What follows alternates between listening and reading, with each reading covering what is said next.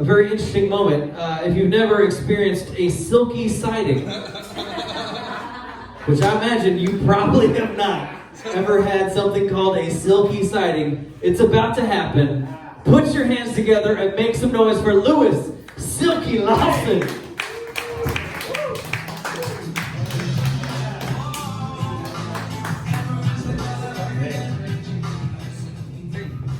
That is the perfect music for a Silky song, believe it or not. Oh man, life's going good for me, man. You know, got married last year. I made the best decision in my life. I got divorced last year. And I came out in a weird time, man. You know, we got the Me Too movement, Coochie City Candles, and Megan Thee Stallion. It's a whole new world out here, man. I'm on this dating app called Bumble. You know, that's the one where they gotta message you first. You married, don't take notice. I'm getting so many messages, man. It's got me feeling like a bad bitch. Like an Instagram model. I'm gonna start selling flat tummy tea and move out to Dubai. I got different goals in life, you know? But it's weird, man. I'm a little bit older, you know. I got a couple gray hairs in my beard. So when I get with a young girl of age, all right, of age, they're talking about, I want a generous gentleman. I want someone to compliment me with their generosity. I know that language, but you want a sugar daddy. And I don't have it for you. I talk to older women, but they try to act young. Talking about they having a hot girl summer. You ain't having no hot girl summer, you just having hot flashes. You know? But, you know, it's kind of weird, but it's all right, man. It beats being married. I was in a cage when I was married. Now I'm free, like Lazarus. Having some cool experiences, you know. Had my first squirt.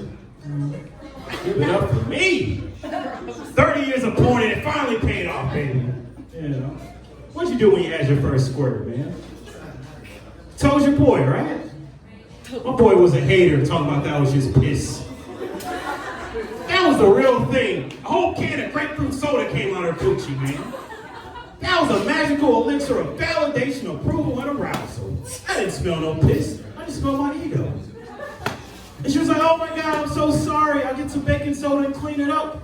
You know what's better than a squirter? Consider it squirter. Take notes. But a squirter, that's like a special effect. You don't want that all the time, man. It's like having your food flambe. I'd be like, I just want to smoke milk, bitch. Why's this shit on fire? You know? And when I was married, man, I don't know if you've experienced this. You guys seem like you have a happy, loving marriage, you know? When I was married, man, the pussy dried up, you see? She gave me any excuse not to give me some of that cookie. I'm out here in these streets now, man. I was with this lady the other day, and she was like, I hope you don't mind. It's that time of the month. I said, call me Denzel. I've been on the hunt for Red October.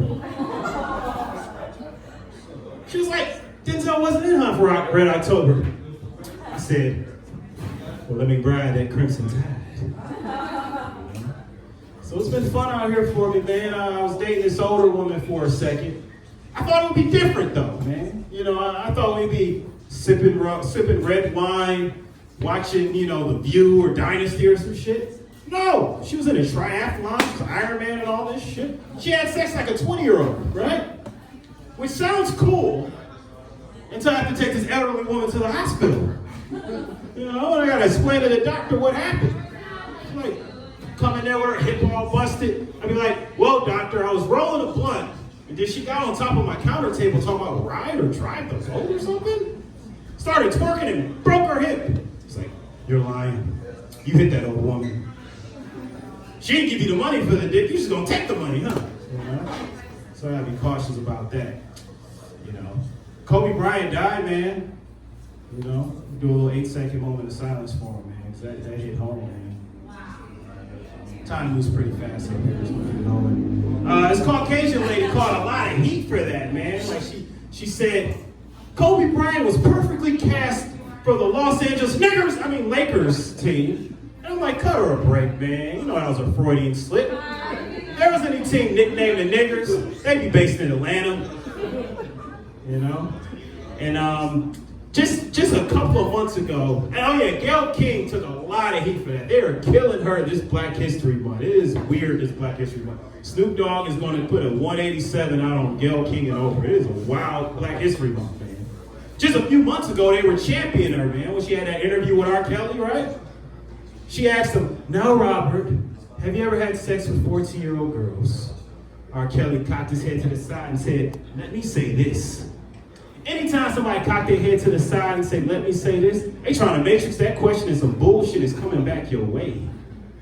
Like I told you, I'm newly single. I got a California King mattress. Vibrates, little light on the bottom to set the mood. Oh, silky now. I was so excited to get it that I parked it over illegally. You see, I took up 2 spaces at the mattress firm. Some citizens arrest motherfucker gonna put a note on my windshield talking about something. Hey, asshole, next time you park like that, stay home and play with yourself. I was talking to this young lady, and I told her about it because I was so traumatized that we hadn't even seen each other yet. We were just talking on the phone, Instagram and shit. She said, you should have told me you needed both spaces because it's that big. I was like, whoa, wait, I need some suspense. I want you surprised by the size of my privates. She all, women are aggressive now. She was like, well, how big is it? I said, let me say this. Gotta keep up the mystery, man. Yeah, keep up the mystery, man. I'm doing pretty good in life. I live in the Heights now, And it's kind of weird being black, and the more successful you get, the less black people you see. I hate that part of it, And I'm from Detroit, right? So, it's very, we just got black and white people and a little sprinkle of Mexicans, right? Way more diverse down here, man. They find subtle ways to be racist down here. Like, if I go to your bar and I don't see no cognac, I know how you feel about black people. You're like, oh my God, these niggas keep showing up. What can we do? Get rid of the Hennessy. Stock up on White Claw. And they got different weird rules at these places, man. Like I was in Midtown, and, you can't wear high top athletic wear for some reason. That's a weird rule, right? I'm dressed nice, I'm with my lady, I got all these Air Jordan 1s. Those are the classy Jordans. You can wear those with a tuxedo, I walk up, I'm used to getting compliments on them. So I'm walking up, the bouncer's looking at my shoes, I'm like, oh yeah, I'm about to get another compliment, pussy points. It's like, sorry sir, we can't let you in with that high top athletic wear. Meanwhile, I'm seeing dudes in there with Reeboks and Asics and New Balance shoes on. I'm like, these are Air Jordan 1s. He's got on date rate 15s. It's insane, man. And like being around white people now, I'm like starting to pick up some of your sayings and stuff. I notice you guys say I'm sorry a lot, like all the time. And it's a weird coincidence because Reese's new saying is not sorry, Reese's.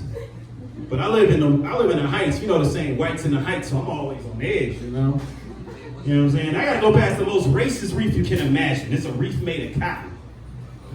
And I ain't talking cotton fabric of our lives cotton. I'm talking Kunta Kinte cotton.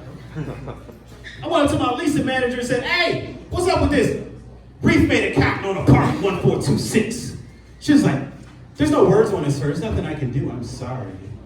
What she really was saying was, not sorry, racist. And every time I walk past it, Frederick Douglass is whispering in my ear, spit on that shit, man. Don't be no bitch, spit on that shit, man. And I thought like my protest had led to some change because like over the holidays they had like a Thanksgiving wreath, then they had a Christmas wreath, then once the New Year came back, right back to the cotton wreath. So I'm like, maybe they got a thing for wreaths, but their default wreath is just shockingly racist. I don't know. So I got to deal with that, man. And it's dangerous over there, man. Like I get these emails about like crime going on. They're saying someone broke into somebody's house here, somebody broke into a car there. I saw an email the other day. It said, be on the lookout for a gold Cadillac with red dice in the rearview mirror.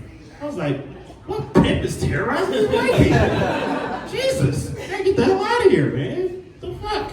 And I live over there by the new HEB. It's like the hipster HEB, man. And one thing I've noticed being around white people is that you guys are really comfortable around me. I saw this guy, he had on a Make America Great Again onesie. Yes. He saw that, bought it, wore it, and I synced it. All right? I tried to get into my woke black man bag. I walked up to him and said, hey man, nice onesie. And what he did to me, he was like, went home and said, hey Meredith, some cool black guy liked my onesie. I think racism is over. Yeah. I ran a stop sign the other day, and this Katharine Hepburn-looking woman behind me was just blowing her horn. She pulled up on me. Katharine pulled up up on me.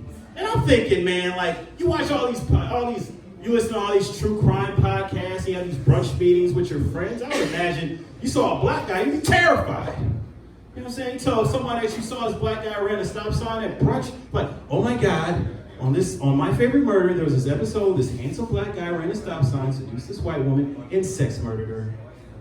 And it was My Favorite Murder.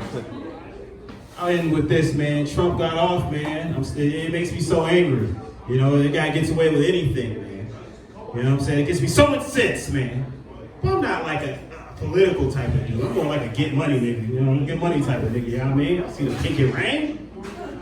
Get me so angry, though. It makes me want to get a picket sign, go up to the White House, get them out, find a little secret passageway. So white people are very comfortable with me. Get a one-on-one and say, Donald Trump, you dirty motherfucker. I want it. All right. I'm Louis Lawson. Damn it, y'all been lovely. Thank you. Give it up for your own truth.